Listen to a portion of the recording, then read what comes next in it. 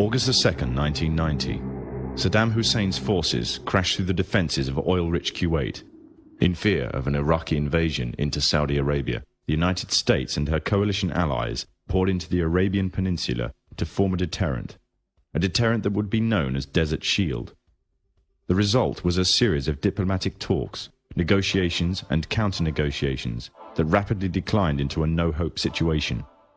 On August the 17th, 1991, Desert Shield became Desert Storm.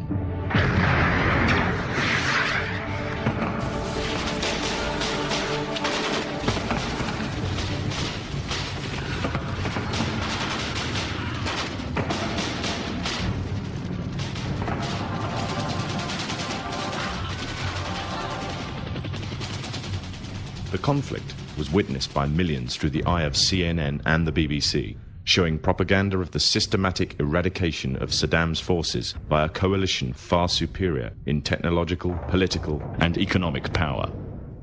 However, what was little known was that from the outset the war was engineered, controlled, and manipulated by an elite group.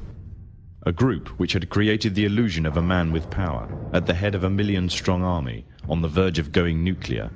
A man who had gained control over 1/5 of the world's oil overnight. However, in reality, he was merely a pawn, in amongst many pawns, just a puppet in a grand master plan, with the Gulf War as a well-orchestrated stepping stone. The orchestrators of the war were by no means strangers to controlling major world events. In fact, they have done so for centuries. From the shadows, they have engineered every major war, revolution, and recession. They control everything you read, everything you hear, and everything you see. They have managed to indoctrinate an entire populace to their way of thinking, and have infiltrated key positions in places of authority. And it is from the shadows that they have created a new political order, a new economic order, and more sinister, a new religious order. Their ultimate aim is total global domination, and they will stop at nothing to reach their goal. The goal that was outlined in a speech given by former President of the United States, George Bush. What is at stake is more than one small country. It is a big idea, a new world order.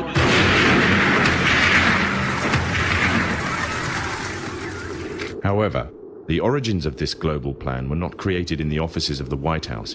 In reality, their roots lay in another war. This time, the year is 1095, and the place, Clermont, France.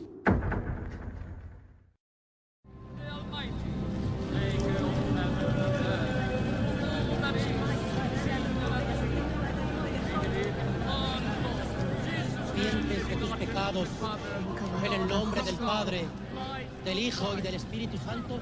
11th century Europe was ruled by the Church, which held a firm grip on the hearts and minds of the people. This power enabled Pope Urban II to wage war on the Muslim Caliphate and crusade in what he called a War of the Cross to recapture the land of Jerusalem. It had been under Muslim rule since the year 637, but in 1099 this rule was brought to a bloody and sudden end. In the name of the cross, women were raped and murdered.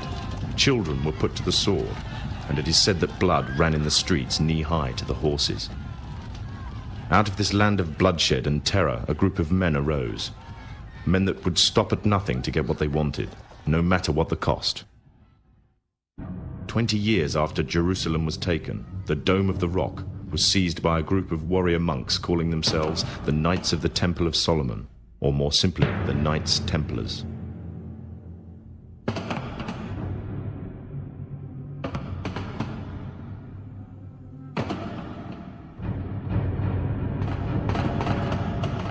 In Jerusalem, the Templars began to deviate further and further away from the practices of Christianity.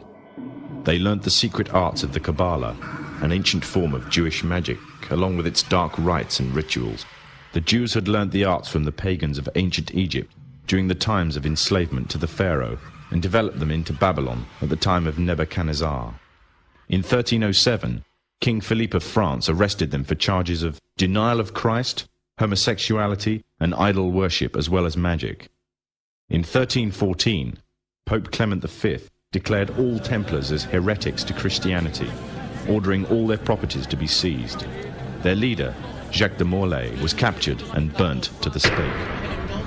The Templars were cornered, and just when it seemed they were finished forever, a glimmer of hope arose from a seemingly certain end. They were to find a safe haven as well as an ally. But not in France. In fact, in a country in a desperate struggle for independence against the English. The country of Scotland.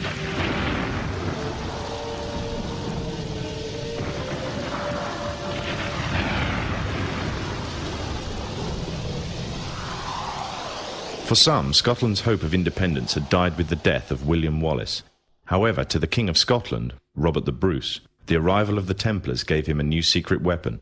Their experience, gained over 200 years of fighting the mighty armies of Islam, had made them expert in combat and warfare, and more than a match for any army brought before them.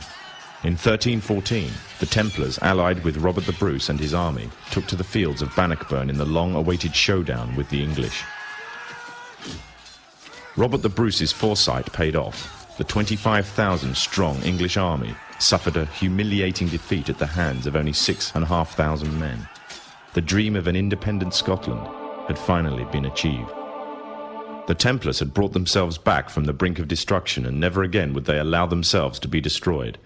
This time they would control the country by controlling its kings, and in order to preserve their secret order, the Templars would have to die, or more precisely, the name would have to die. The Templars, who had escaped Europe, were finally laid to rest in Rosslyn Chapel, Scotland, which stands to this day as sign of their presence in Britain. Their descendants became the true power of Scotland. In 1603, the death of Queen Elizabeth I left England without an heir to the throne. By virtue of descent, King James V of Scotland became King of England. In doing so, Scotland and England joined to form a new kingdom, and the power that the Templars held over Scotland spread to give them a firm grip on the whole of Great Britain. For over 100 years, the Templars concealed their activities, fading into the background until they were little known and little remembered. However, they did not cease to keep a firm grip on Britain. All the time they were planning, regrouping, and infiltrating positions of power in all corners of the kingdom. In 1717, the Templars made their reappearance in Europe. They had grown in both number and strength, and were now ready to coin a new identity, free from their reputation of the past, and given credibility by none other than the monarchy and aristocracy of England. And the name they chose for themselves was a name that would be known by many, but understood by a few. This new name, the Freemasons. The new identity and the grandeur of its members afforded the Masons with respect and dignity. The first royal member of the Freemasons was Frederick, Prince of Wales. The latest members include Prince Philip, the Duke of Edinburgh, and consort to the current Queen of England, Elizabeth II, who herself is a grand patron to the Masons. However, behind closed doors, the Freemasons were free to indulge in the secret rites and rituals handed down to them by their ancestors, and these became the basis of their levels of membership, called degrees. The Freemasons were not content with power in Britain alone.